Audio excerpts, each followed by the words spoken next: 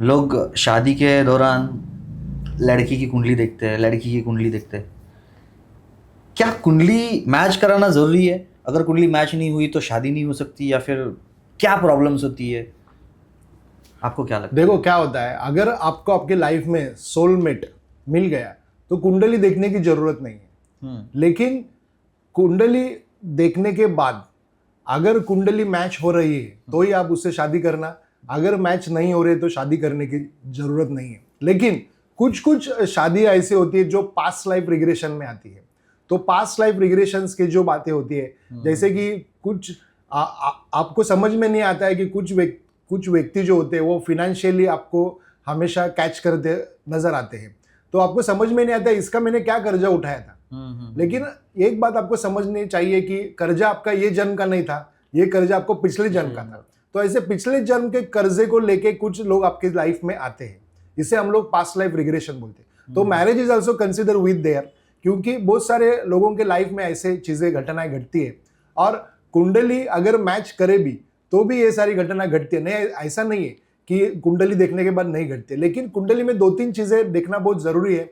जैसे कि कुंडली मैच हो रही है तो वो भी देखना इंपॉर्टेंट है। इसमें से 2 फॉर्मूला मैं आपके सामने बताता हूं। लोग कहते हैं कि कुंडली मैच करना और कुंडली देखना एक ही है, तो ऐसा नहीं है। कुंडली मैच करना एक अलग सिस्टम है, और कुंडली का जो चार्ट है वो चार्ट कॉम्बिनेशन में मैच होना चाहिए।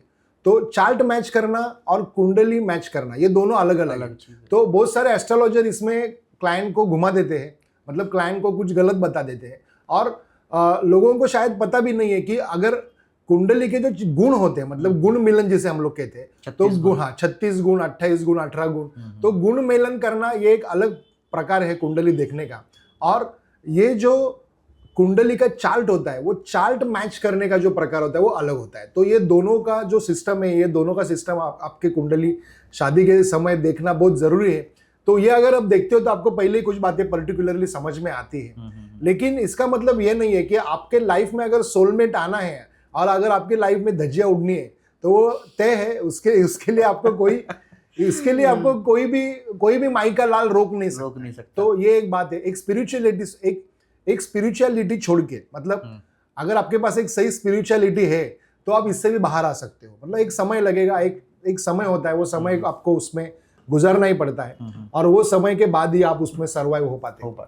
तो इसका कहने का मतलब ये है। तो बहुत सारे क्लाइंट्स मेरे पास आते हैं, सर हमने तो कुंडली देख के शादी की थी, फिर भी हमारे साथ ऐसा क्यों हुआ?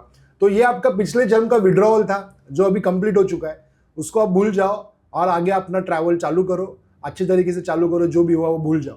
तो ऐसे भी होते हैं, और कुछ लोग होते हैं उसको जिंदगी भर सर्वाइव करते रहते हैं। तो ऐसे पहले के जमाने में तो वैसे होता था, एक बार शादी हो गई उसे जिंदगी भर झेलते रहो। तो ऐसे भी होता है। और कुछ लोग ऐसे होते हैं जिनको तो शादी के लिए पार्टनर ही नहीं मिलता है, तो ऐसे भी होते हैं। और कुछ लोग ऐसे होते हैं कि जिनको शादी के लिए शादी करने की जरूरत ही नहीं है, पार्टनर ही पार्टनर है। हाँ। तो ऐसे भी लोग हैं दुनिया में। तो ऐसा नहीं है, सृष्टि रचने वाला सृष्टि चलाना भी जानता है, और वो चला रहा है सब कुछ। अभी तक तो सब ठीक चल रहा है। तो सबका ठीक चल रहा है, तो अपना भी ठीक चलेगा, ठोक ठाक करके ठीक चल जाए ऐसा। तो ये सारी बातें होती है। लेकिन कुंडली मिलान और कुंडली चार्ट का जो प्रेडिक्शंस होता है, ये दोनों अलग अलग होते हैं। वो अगर सही तरीके से करेंगे तो डेफिनेटली इसमें आपको पॉजिटिवली इम्पैक्ट देखने को मिलेगा।